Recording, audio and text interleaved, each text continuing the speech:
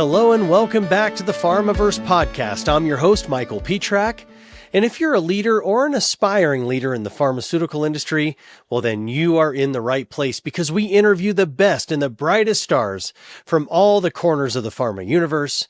But first, the Pharmaverse Podcast is sponsored by K. Bassman International, your complete recruiting resource in the biopharma industry, and by Executive Biotech Advisors, a premier biopharma consulting firm. Today's guest is Shetal Vyas, the Senior Vice President of Commercial Strategy and Development at Ardelyx. And we're going to be discussing how to get comfortable with the uncomfortable and the meaning of authenticity in leadership. So Shetal, welcome to the Pharmaverse. Oh, Michael, thank you so much. I'm excited to be here and have this conversation with you. I had such a great conversation with you last time. I can't wait to hear some of these stories. And the story that I'd like to start with, that I can't wait to hear again, is when you're 7 years old, your whole family is moving to the U.S. Can you just tell our listeners about your experience coming to the U.S. from India and how that shaped you as a person and a leader? Yeah. Thanks for asking that question. Early childhood, I think, is a big component of how we show up and who we are. We moved, it was not my entire family. My parents were here a year in advance of us, and I'm the youngest of three. And so my siblings and I were with my aunt and uncle and their two children when we came to the US. And we flew into JFK. My mom, my dad, aunt, and uncle, who they were with in Maryland, met us at the airport. And at 7 years old, after a year, I barely recognized my mom. So it was this woman who looked familiar, but sort of a stranger because we didn't have video conferencing, barely had telephone conversations. And we show up at the airport in the US and after a long journey and, get reacquainted. Fast forward, it was a really interesting experience because we're going from JFK to suburban Maryland. And it's April, it's early April. And we get in the car and we've got two cars because we've got lots of luggage, lots of passengers, and we're driving and it starts snowing. And it was incredible. It was my first snowfall I've ever witnessed in crazy traffic across the Verrazano Bridge. And it's just beautiful and falling. And I just sat there like, it was sort of like, now I look back, it's sort of like my own personal snow globe. But it was just such a beautiful sight. It's a real core memory that, I actually think every time I get to experience something new and different, how lucky am I to be in this place at this time? And it was just a real experience. I mean, I had my two siblings there and, we're all in our own individual worlds, exhausted from travel. But that moment was just really crystal clear, still crystal clear in my mind. And I can see it. I could see it like a scene in a movie, a girl looking out the window of a car in this foreign place on a bridge, the snow's falling, and you had never even seen snow before. Never in my life. I mean, we lived in West India and nowhere near snow. It was hot, rain, and hot. Well, I can tell you, I mean, just thinking how that shapes an individual. Moving across the world to this really foreign place with all these foreign things, different language, snow, everything. Like, tell me how that experience has shaped you. Yeah, it's interesting because I've always sort of said I'm a lifelong learner. And if I really look back to those foundational years, it really is, I had to be a lifelong learner. It's not just about moving overseas to a new country. It's a brand new language, a brand new culture. And at every point, there were two very distinct cultures. So there was the home culture where our grandmother did not speak English. We actually think she understood us and she understood English, but she pretended not to. So we would learn our native language and be fluent in it, which I am. But then in addition to that, there's the culture of the US and the school culture and all of that, which we very much had to assimilate to and learn everything about. The language aspect, and we were very lucky. We were in a school system that actually assigned us a speech therapist one-on-one. So I have no accent because I was able to actually learn English as a second language one-on-one. I was also very lucky that I had really good, teachers. And, I always say this to my kids when they were growing up. I always had one good friend. And so, I had a lot of friends, but I still always remember, like, it doesn't matter if you have a lot of friends, but if you have one person that you can confide in, or you can talk to and ask questions to without judgment, it's a great place to be. And so I think early on, it's shaped actually who I am as a person, but also as a leader, because in leadership, especially you hear this all the time, it's lonely at the top, but as you actually assimilate and you actually learn the culture of business, and as you grow in your career, a lot of information that you may have is confidential. And you've got maybe that one confidant or one peer or one mentor that you can lean on. And so really kind of translating early, childhood, like that assimilation from one life, home life, to a school life, or a home life to a work life, and how you bring yourself into your school life, or you bring yourself from your home life into your work life, I think is really one of the key things that I've learned. I think, I say the word authentic, but it's who I am. It's who I am always going to be. And I bring myself fully to each of those situations. But it took some time to get used to that, right? The cutoff from home life into, school life was very stark when I was younger. And so practicing that over time, to the point where people would mispronounce my name and I wouldn't correct them because I didn't want to offend anybody. But you learn over time, I should be the one offended. That's my name. People should learn how to say it properly. So those types of little things start to add up to actually make you think around, hey, how do I show up? Who am I? And how do I get people to understand and actually embrace who I am versus who they think I am? Well, we're staying with some core memories, because I really think leadership is something that manifests itself early on in someone's life. And I think it's so interesting to find out when those moments are. So now your uncle, your aunt, your mom, your dad, your cousins, you're in the US and there's summertime and you're at your uncle's pool and all the cousins are there. Tell us how they kind of thrust you into a leadership role then. Yeah. We spent a lot of summers with my aunt and uncle. Many, multiple cousins gathered there because our other parents had jobs during the summer, and my aunt graciously took us in. So she had a house full sometimes of 8 kids. And the expectation was, of course, we would have to do some chores. We'd have to be productive. And our uncle is pretty strict. I mean, he's a super nice guy, and he just put on that front. But as kids, you don't know that he's got this front. And every day the goal would be, how quickly can we get out to the pool, and how long can we stay out? And more often than not, I would be nominated as a spokesperson to go and actually speak with our uncle to actually advocate that we get to go swimming today.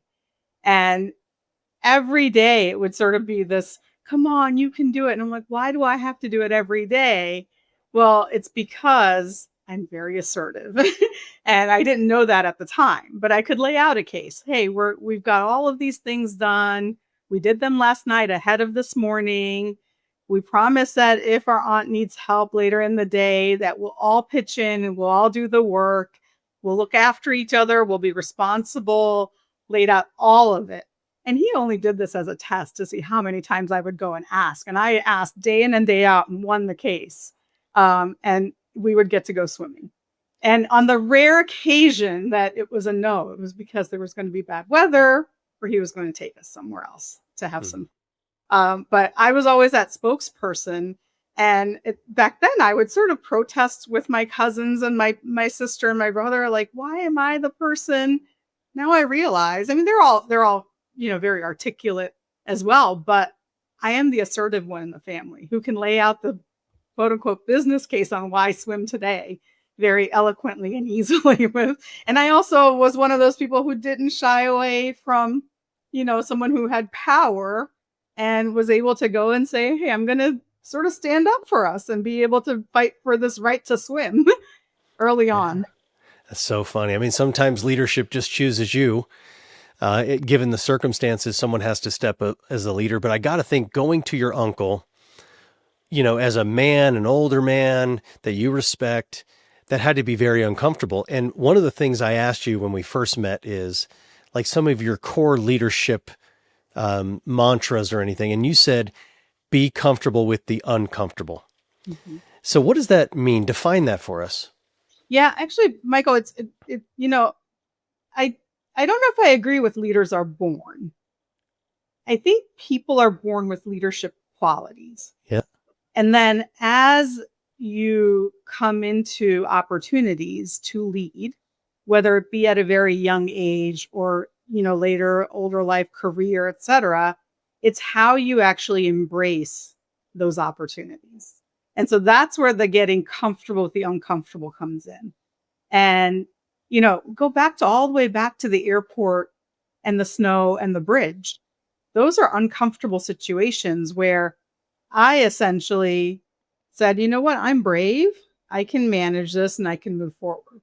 And, our uncle, not only was he, an adult and older, but he was also a gym bro and Really? worked out. And so quite intimidating on top of being the adult and in control and in charge. Right. And so it was around that, time where I think I was like, you know what?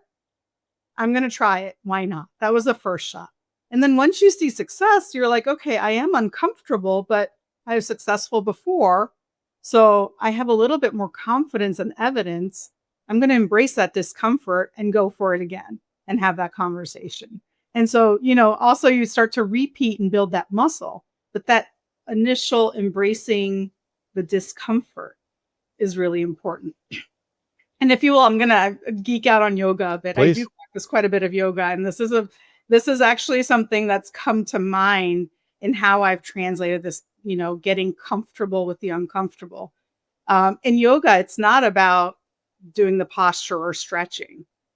If you're actually think through the practice of yoga, you're getting into these postures and you see these tiny incremental improvements. And you're in these postures, whatever type of yoga you practice, 5 breaths, a minute, 30 seconds, whatever it is.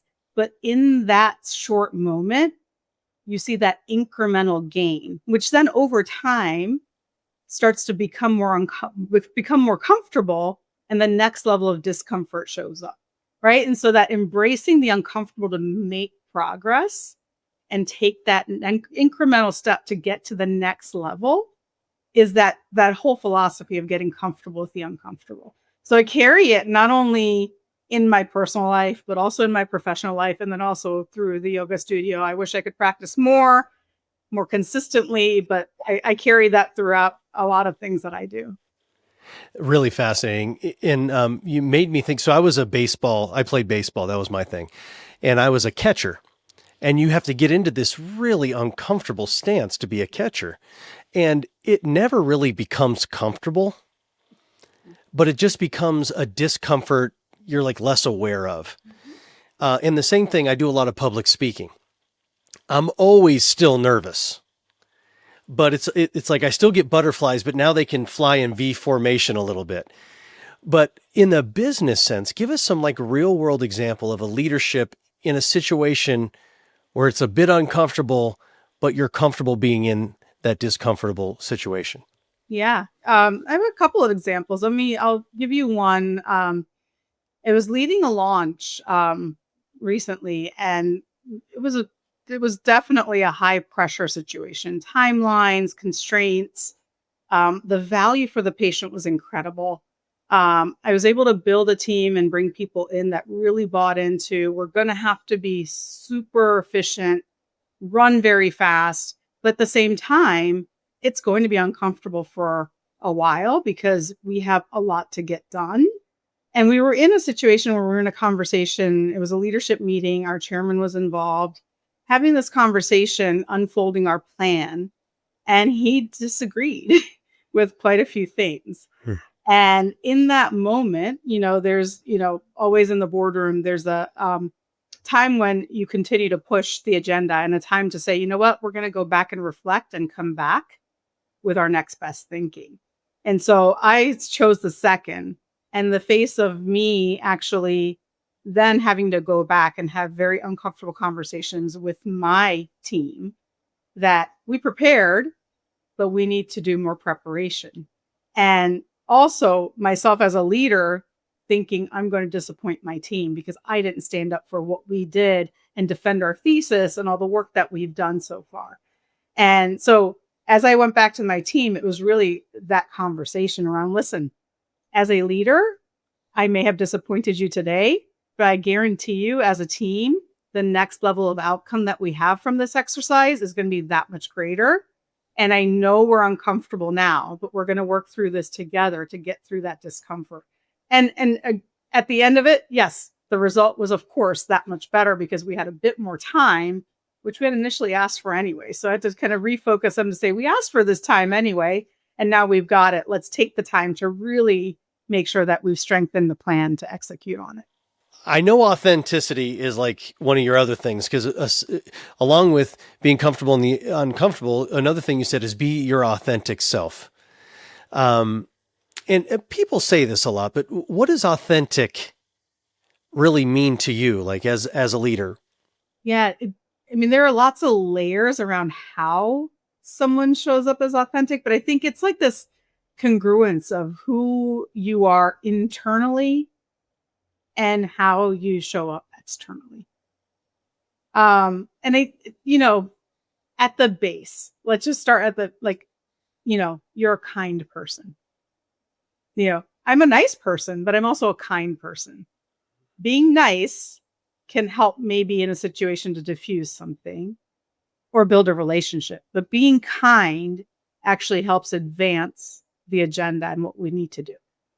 So being nice means I'm not going to give you maybe feedback or have a direct conversation because I want to be nice or show up as nice.